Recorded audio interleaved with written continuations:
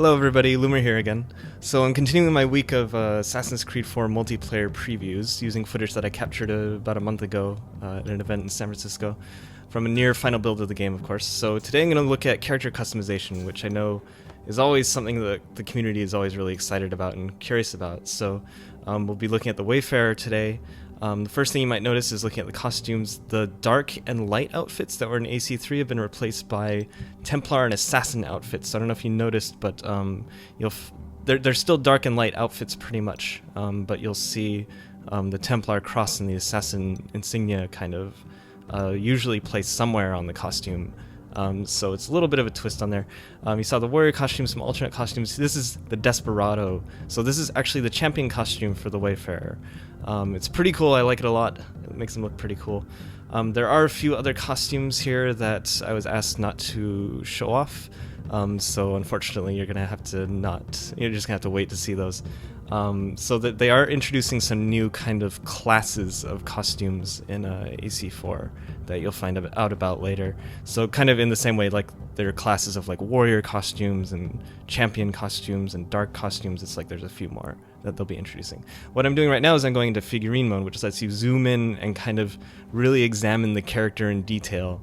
They think this will be especially nice for the people who do cosplay, and it looks really, really nice on especially like the next gen versions of the game, which is basically what this is right here. So you can kind of just do kind of a free roam camera zooming, do whatever you want. So we'll move on to the rest of the customization. I decided I wanted to keep the champion costume on him.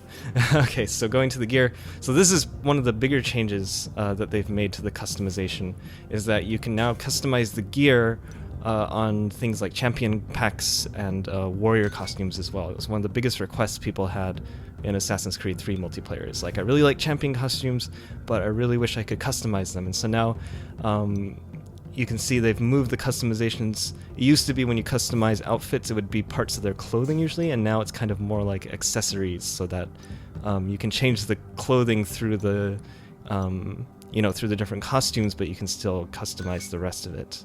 It's kind of like a necessary thing. Relics make a return as well.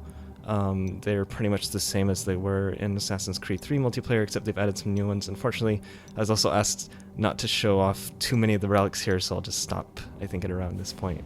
There's a lot of stuff they want to save as surprises for the community, as you'll see, so you still have the option to randomize your customization if you like as well. So moving on to the head customizations, these are all again, pretty similar to how things were in Assassin's Creed 3 multiplayer. You can add scars just like before, especially appropriate given the pirate theme, I think. Yeah. They look a little nicer in next gen.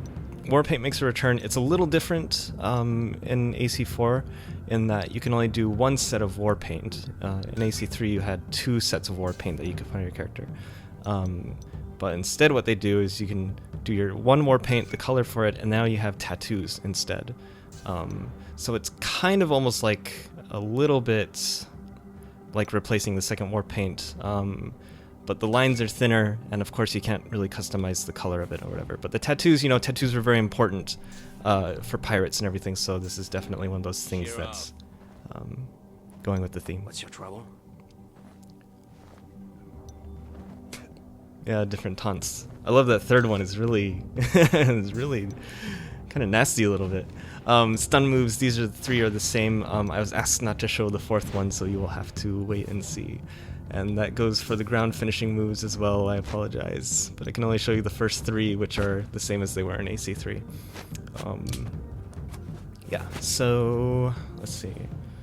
After that, the weapons are also very similar to Assassin's Creed 3. One of the bigger differences, I think there's one more golden, usually the characters have a golden weapon, which is like their preferred weapon. In AC4, it looks like they usually have 4 gold weapons instead of the 3 gold weapons that they had in Assassin's Creed 3. Silent weapons are a little bit different. There's a 4th option, and all of them are kind of like dagger type things. And I'm not sure if they come with different kill animations or not. I would kind of assume that they do, but I haven't tested it out in person. I don't really remember. Anyway, so that's pretty much it. We'll leave you with another spin around in the Figurine Mode. So pretty much the same as AC3, but a few more extra stuff, and then the big thing is you can customize costumes like warrior and champion costumes. They did ask me not to show any of the other champion costumes. I did see some of the other ones though, and I gotta say, like, the ones for the dandy and the physician are amazing. So I'm really looking forward to that. Anyway, hope you guys enjoyed it. Stay tuned for more videos, and I'll see you soon.